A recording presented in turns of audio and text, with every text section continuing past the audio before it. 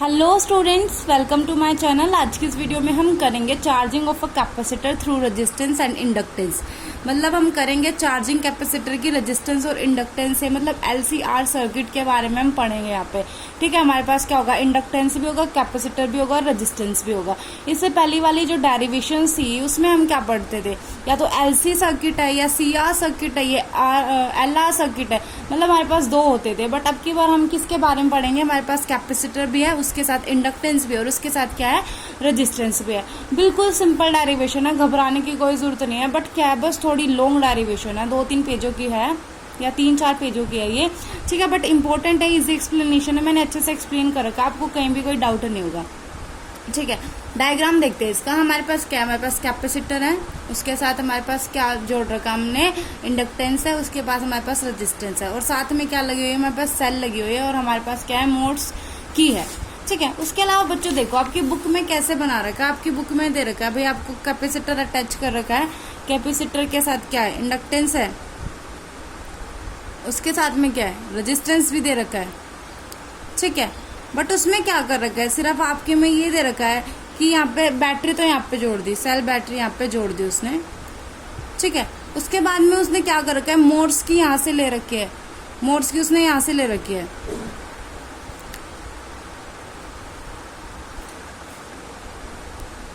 ऐसे उसने मोड्स की यहाँ पे ले रखी है। ठीक है, तो ऐसे घबराने की कोई बात नहीं है, वो डायग्राम भी ठीक और ये डायग्राम भी ठीक है। उसमें मोड्स की को क्या करता है, वो यहाँ से ऐसे बंद करेगा।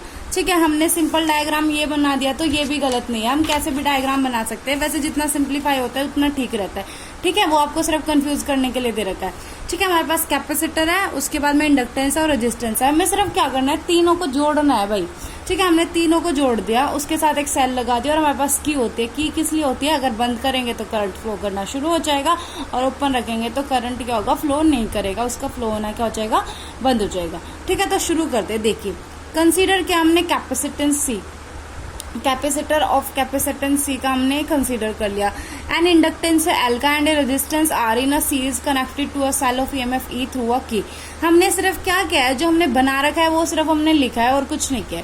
ठीक है, उसके बाद में हमने क्या किया, हमारा प्रोसेस यहाँ से शुरू होता है। बच्चों आप ये बताओ, देखो हमने जितनी भी डेरिवेशन की थी, सबसे पहले हम क्या कर रहे थे, की को प्रेस कर रहे थे। यहाँ पे भी हम क्या करेंगे, की को प्रेस किया। की को प्रेस करोगे तो आप लोग क्या होगा, करंट फ्लो करना शुरू होगा। करंट फ्लो करना शुरू होगा तो इंडक्टेंस में जो आई फ्लो करेगा तो इंडक्टेंस आर होगा और रेजिस्टेंस में आर होगा। तो इसमें क्या होगा, जो करंट चार्ज करेगा कैपेसिटर को, सबसे पहले क्या होता है, जब करंट हमारा प्रेस करना शुरू होता है तो क्या होता है, रेजिस्टेंस के जो अक्रॉस है पोटेंशियल डिफरेंस प्रोड्यूस होता है और इंडक्टेंस के अक्रॉस भी होता है। और कैपेसिटर क्या होता है, चार्ज होना शुरू हो जाता है। जैसे जैसे करंट का फ्लो शुरू होगा वैसे वैसे कैपेसिटर क्या होगा, चार्ज होना शुरू हो जाएगा। ठीक है, ये बातें हमें यहाँ पे लिखनी है। उसके बाद में देखो, इसने लिखा था current charges the capacitor. Current क्या कर रहा है, चार्ज कर रहा है कैपेसिटर को end potential difference of Q by C. Q by C का हमारे पास जो पोटेंशियल डिफरेंस होता है अक्रॉस द कैपेसिटर सेट हो जाता है। ये हमने पहले जो हमने डेरिवेशन कर रखी है उसमें भी हमने पढ़ रखा है। ठीक है, it is set across it, हमने लिख दिया, जो हो रहा है वो हमने लिख दिया। उसके बाद में the induced EMF produce across the inductance क्या होता है, minus L D I by D T, जो पहली डेरिवेशन है उसमें करके आए भाई इसको तो हम। ठीक है, उसके बाद में पोटेंशियल डिफरेंस जो अक्रॉस द रेजिस्टेंस होगा वो क्या हो जाएगा, आर आई। और if E is the EMF of the cell तो हमारे पास क्या होगा। इतनी बात समझ में आई आपको। कैपेसिटर था हमारे पास, रेजिस्टेंस था हमारे पास और क्या था हमारे पास, इंडक्टेंस। इसके अक्रॉस क्यू बाई सी, इसके across minus D L by D T और इसके अक्रॉस क्या हो जाएगा, आर आई हो जाएगा हमारे पास। इतनी बात क्लियर। अब हम क्या कर रहे हैं, चार्जिंग कर रहे हैं। चार्जिंग में हम क्या करते हैं, जो हमारे पास ईएमएफ होता है सेल का, उसमें से minus D L D I by D T minus R I minus Q by C is equals to 0। ठीक है, अगर हमारे पास आर आई नहीं होता, मतलब अगर हमारे पास आर आई नहीं होता, हम एल और सी सर्किट के बारे में पढ़ते तो ये इक्वेशन बन जाती। ठीक है, अगर ये वाला कैपेसिटर नहीं होता तो हमारे पास ये इक्वेशन बन जाती है। और तीनों है तो हम क्या करेंगे, तीनों को कंसीडर करके चलेंगे।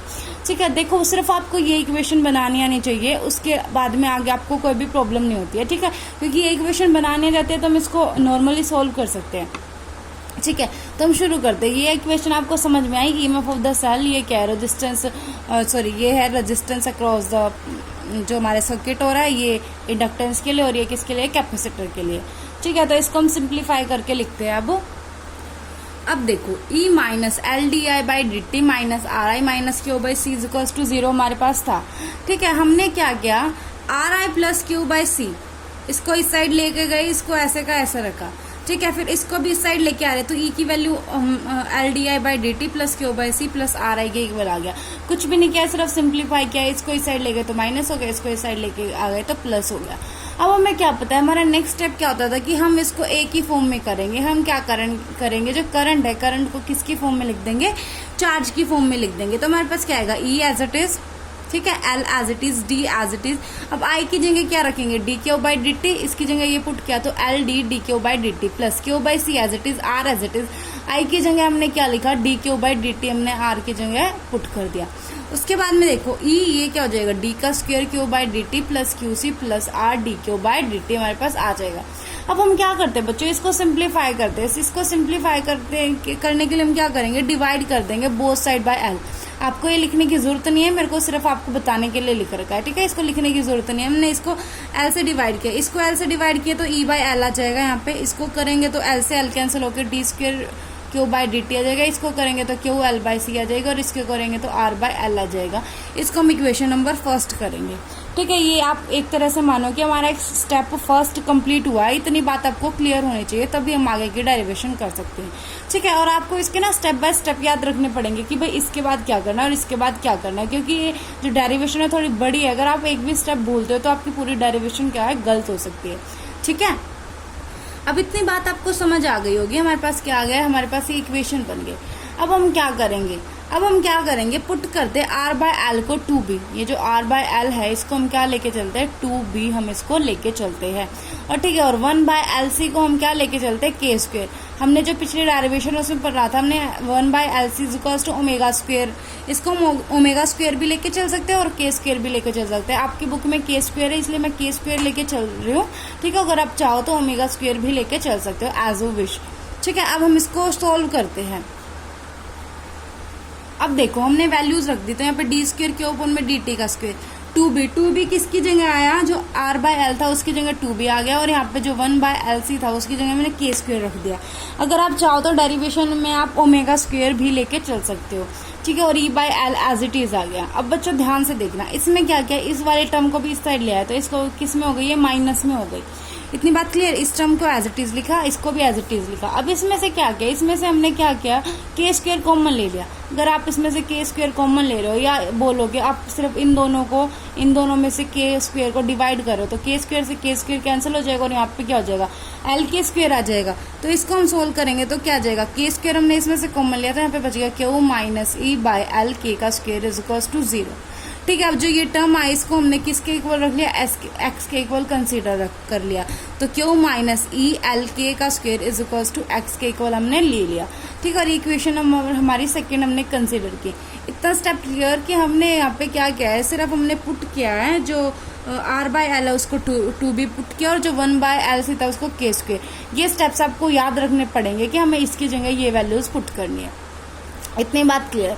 अब देखो dx by D T equal to D Q by D T. So क्या होगा, डी स्क्वायर एक्स अपॉन में डी टी का square equal to D square Q upon में डी टी का स्क्वायर हमारे पास आ जाएगा, X in terms of Q. ठीक है, अब देखो इक्वेशन नंबर जो सेकंड है, हमारी इक्वेशन नंबर सेकंड में हम क्या करते हैं, डी स्क्वायर क्यू अपॉन में डी टी की स्क्वायर की जगह क्या पुट करेंगे, डी स्क्वायर एक्स अपॉन में डी टी का square. D Q by D T की जगह क्या रखेंगे, D X by D T लिख देंगे और ये जो ये टर्म है इसकी जगह हम क्या रखेंगे, एक्स रख देंगे। ठीक है, तो ये हमारे पास टर्म क्या बन गए, D square X D T का square plus 2b D X by D T plus K square X equal to 0। Equation number third. यहाँ तक किसी को कुछ डाउट है तो आप मेरे को कमेंट सेक्शन में बता देना कि मैम हमारे स्टेप थर्ड तक कुछ डाउट है। ठीक है, वैसे आपको क्लियर हो जाना चाहिए। अगर आपको समझ नहीं आया तो आप वीडियो को रिपीट करके दोबारा देख सकते हैं। ठीक है, अब देखो जो ये इक्वेशन है ये कौन से ऑर्डर की है, सेकंड ऑर्डर की डिफरेंशियल इक्वेशन है। आप साइंस के स्टूडेंट्स, आपको पता होता है डिफरेंशियल इक्वेशंस क्या होती है। हमारे पास चैप्टर है, आपकी एक पूरी बुक है ऑर्डिनरी डिफरेंशियल इक्वेशन को लेकर। ठीक है, अब हमने क्या किया, and let it trial solution भी। हमने क्या करते हैं, हम जो सेकेंड ऑर्डर डिफरेंशियल इक्वेशन है उसका हम सोल्यूशन निकालते हैं कुछ। ठीक है, तो हमने सपोज कर लिया वो X is equal to E raised power alpha T है। हमारी एक्स की वैल्यू क्या लेके चलेंगे, E raised power alpha T हम यहाँ पे लेके चलेंगे।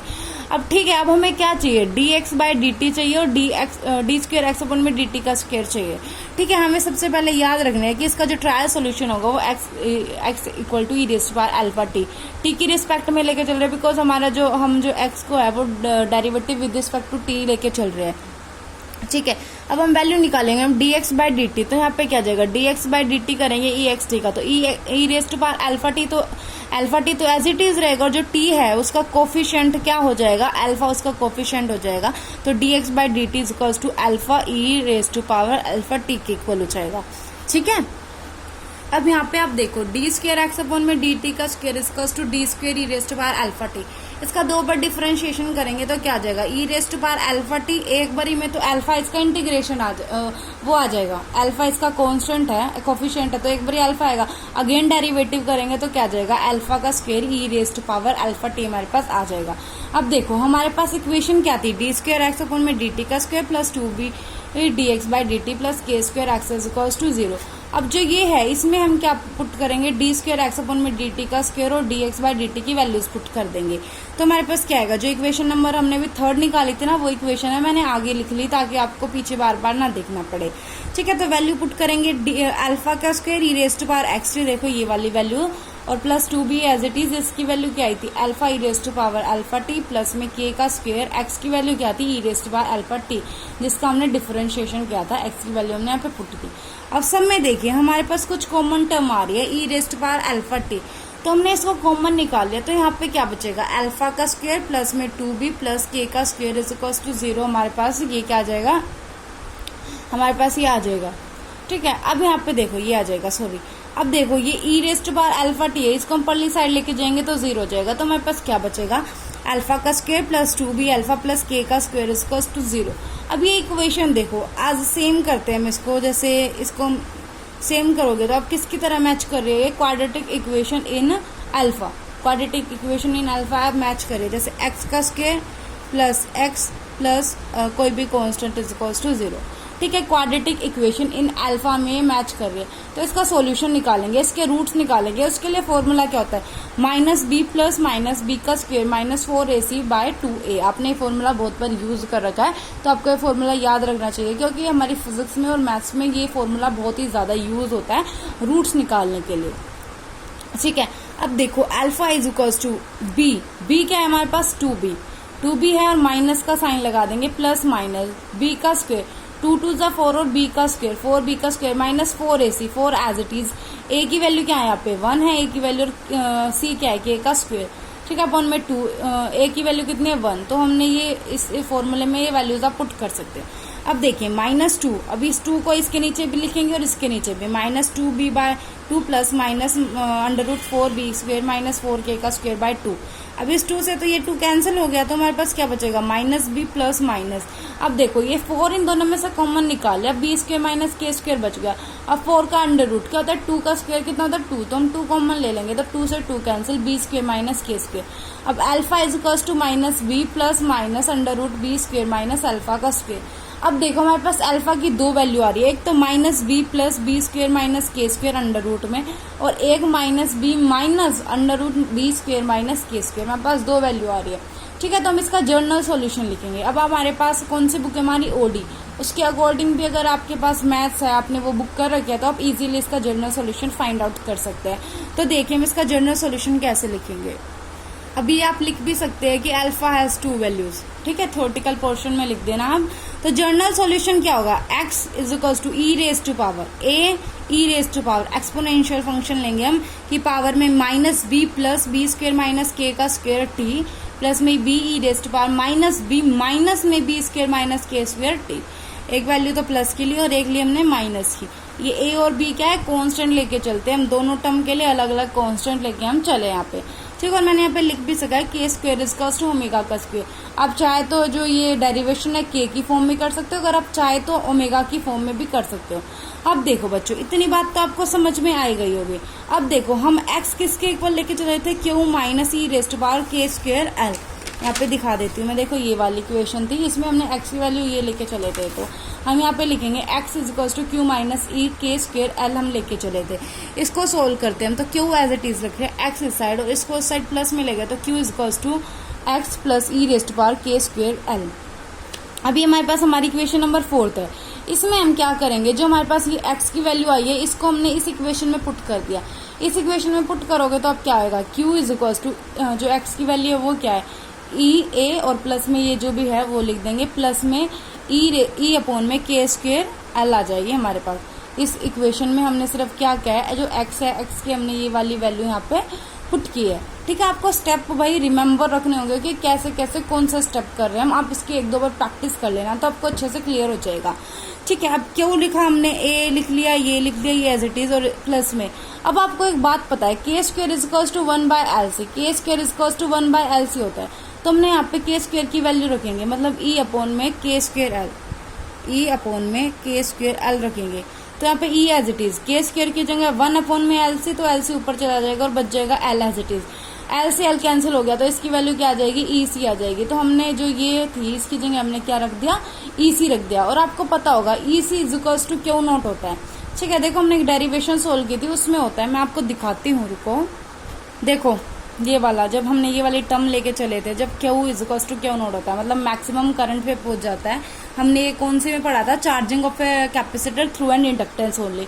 तो हमने यहाँ से वैल्यू निकाली थी Q minus is equals to 0, तो Q is equals to Q naught हो गया, तो EC is equals to Q naught हो जाएगा। तो हम इसी डेरिवेशन से यहाँ पे क्या करेंगे, EC की value is equals to Q naught हम लेके चलेंगे। ठीक है, और आपको ये बात ना, ये फॉर्मूला आपको याद रखना चाहिए कि EC किसके इक्वल होता है, क्यू नॉट के इक्वल होता है। EC is equals to Q naught, यहाँ पे क्या होता है, चार्ज मैक्सिमम हो जाता है, मतलब Q is equals to Q naught कब होता है, जब चार्ज क्या होगा, मैक्सिमम हो जाएगा। तो हमारे पास जो हमारी इक्वेशन थी उसमें क्या हो जाएगा, प्लस में क्यू नोट कर देंगे, इक्वेशन नंबर 6 हमारी लेट कर लेंगे हम ये। ठीक है, और आप बताओ क्या करना है, एग्जाम में ना जो ये हमारे पास वैल्यूज आ रही है, क्यू की वैल्यू आ रही है और कोई इक्वेशन निकल रही है, तो इसको आप क्या करना, हाईलाइट कर देना, जिससे एग्जामिनर को क्या हो गया, दिख जाए कि बंदे ने भाई कर रखा हाईलाइट, मतलब वो यही मैच करके देख लेगा कि इसका क्या होगा, आंसर सही पाएगा और वो आपको क्या होगा, अच्छे मार्क्स देने की कोशिश करेगा। ठीक है, अब क्या करेंगे हम भाई, कुछ कंडीशन अप्लाई करते हैं। हमने कोई इतनी भी डेरिवेशन किया, उनको सोल्व करने के बाद हम लास्ट में क्या करते हैं, कुछ कंडीशन अप्लाई करते हैं। तो हम क्या कंडीशन लेंगे भाई, जब टाइम t था तो चार्ज क्या था, 0। टाइम t था तो करंट फ्लो नहीं कर रहा था, करंट फ्लो नहीं कर रहा तो चार्ज क्या था, 0 था। अब क्यू की जगह हमने 0 पुट किया, ठीक है, और टी की जगह 0 पुट किया, तो ये इक्वेशन क्या होगी, 0। तो e रेस्ट पावर 0 क्या हो जाएगा, 1 हो जाएगा। तो a की मल्टीप्लाई बाय 1 a आ जाएगा, और यहाँ पे b की मल्टीप्लाई 1 b आ जाएगा, प्लस में q नोट आ जाएगा। तो यहाँ पे क्या होगा, q नोट को उस साइड लेके गए तो minus q naught is equals to a plus b आ जाएगा, और यहाँ पे क्या आ जाएगा, a plus b is equals to minus q naught. ठीक है, इसको भी आप हाईलाइट कर देना कि भाई जिससे दिख जाए a प्लस b की वैल्यू माइनस q नोट के इक्वल आ रखी है। ठीक है, अब इतनी बात तो क्लियर हो गई होगी आपको। ठीक है, और अगर आप कुछ डाउट होगा तो भाई पूछ लेना जरूर। ठीक है, अब देखो a प्लस b की वैल्यू हमारे पास माइनस q नोट आ गई। ठीक है, अब क्या करेंगे, डिफरेंशिएशन करेंगे इक्वेशन नंबर 6 का, इसका हम डिफरेंशिएशन करेंगे तो हमारे पास क्या आएगा, dq बाई dt आ जाएगा, और a, और इसका डिफरेंशिएशन करेंगे तो e की पावर में कुछ भी होता है उसका डिफरेंशिएशन तो एज इट इज आएगा। इसका डिफरेंशिएशन क्या आएगा, e raised to power minus b plus under root b minus k का स्क्वायर, और t, ये तो डिफरेंशिएशन ऐसे ही आ जाएगा, बट d का जो कोफिशिएंट है, डी का कोफिशिएंट है ये है, इसको हम साथ में लेके चलते हैं। ठीक है, कांस्टेंट जो होता है वो आगे आ जाता है, मतलब जो वैल्यूज में होता है टी के साथ में होता है, या हमारे पास कुछ भी हो रहा है, मतलब हम डिफरेंशिएशन कर रहे हैं तो उसके साथ का हमारे पास क्या होगा, आगे आ जाएगा। ठीक है, तो ये हमने लिख दिया यहाँ पे, प्लस में बी का करेंगे उसके साथ भी क्या हो जाएगा, आगे हो जाएगा, मतलब टी के रिस्पेक्ट में टी का डिफरेंशिएशन करेंगे तो हमारे पास ये वाला टर्म आ जाएगा। ये बात क्लियर हो गई इतनी। उसके बाद में देखो D Q by D T I के इक्वल होता है, ये बात आपको पता है। अब दोबारा कंडीशन लगा रहे कि टी 0 है और आई 0 के इक्वल है, टी 0 है तो आई 0 है। अब टी 0 होगा तो करंट तो 0 होगा ही, बिकॉज जब की नहीं चल रही है, की एट अ 0 टाइम पे, मतलब की हमने क्या किया, प्रेस नहीं किया, तो उसमें क्या है, टाइम टी 0 हो गया और करंट क्या होगा, 0 होगा। अब ये कंडीशन लगाएंगे, टी यहाँ पे 0 पुट करेंगे तो ये ई रेस्ट टू पावर 1 के इक्वल आ जाएगा, अगेन ये भी 1 के इक्वल आ जाएगा, तो ए और ये बच जाएगा और बी के साथ ये टर्म बच जाएगी। तो 0 is equals to A this plus B is equals to this. इसको सिंप्लीफाई करेंगे, ए की मल्टीप्लाई कर देंगे इसके साथ भी, इसके साथ भी, बी की इसके साथ भी, इसके साथ भी। अब इसमें देखो माइनस बी कॉमन ले लिया ए प्लस बी में से, और ए माइनस बी में से बी स्क्वायर माइनस के स्क्वायर अंडर रूट हमने यहाँ पे कॉमन ले लिया, इक्वेशन नंबर 8। इतनी बात क्लियर। ठीक है, आगे देखो, अब देखो a plus B is equals to minus Q naught के इक्वल है इन इक्वेशन नंबर 8 में। ठीक है, अब हम क्या करेंगे, वैल्यूज पुट करेंगे। किस में वैल्यू पुट करेंगे हम, यहाँ पे देखो यहाँ पे हम ये जो हमारे इक्वेशन नंबर 8 थी इसमें वैल्यू पुट करेंगे, ए प्लस बी की जगह माइनस क्यू नोट हम रख देंगे। ठीक है, तो हमारे पास क्या आ जाएगा, minus B minus Q naught plus में under root B square minus Q के square A minus B, minus minus plus हो जाएगा B square A plus B. अब देखो इसको एज इट इज रखा, इसको इस साइड लेके गए तो minus B Q naught, A minus B की value minus B by Q naught upon में बी स्क्वेयर माइनस के का स्क्वेयर, 9th इक्वेशन। अब ये बात देखिए हमारे पास क्या आ गई, ए माइनस बी की वैल्यू आ गई और ए प्लस बी की वैल्यू माइनस क्यू नोट थी। यहाँ से हम ए की वैल्यू निकाल सकते हैं, हमने इन दोनों इक्वेशन को ऐड कर दिया तो बी से माइनस बी कैंसिल हो जाएगा, तो ए और ए 2a आ जाएगा, माइनस क्यू नोट और माइनस में बी क्यू नोट ये आ जाएगा।